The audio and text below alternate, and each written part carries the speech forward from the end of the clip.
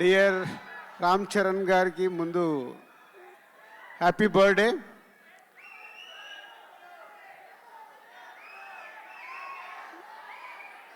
ఏది release date కావాలా?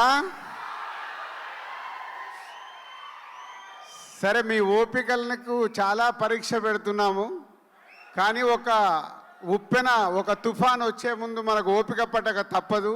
RRR తర్వాత వస్తున్న సినిమా కాబట్టి రామ్ చరణ్ గారు ఇప్పుడు మెగా పవర్ స్టార్ కాదు, గ్లోబల్ స్టార్ అయ్యారు.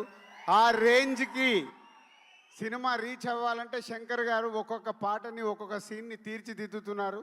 ఇంకొక 4 నెలలు ఓపిక పడితే మీ ముందుకి గేమ్ చేంజర్ 4 to 5 monthsలో రిలీజ్కి వచ్చేసింది. ఇంకో 2 monthsలో షూటింగ్ కంప్లీట్ అవుతుంది.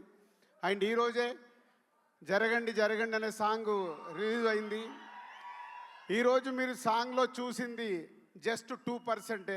98% దాచిపెట్టుకున్నారు శంకర్ గారు.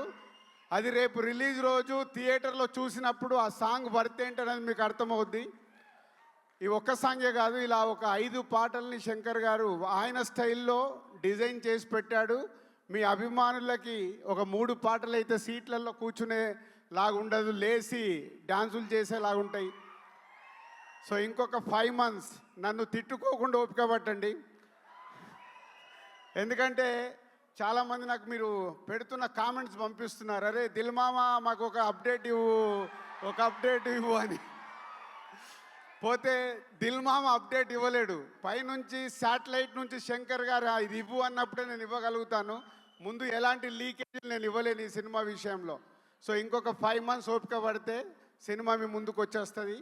అండ్ చరణ్ గారికి ఇది వెరీ స్పెషల్ బర్త్డే. క్లింకారా లైఫ్లోకి వచ్చింది.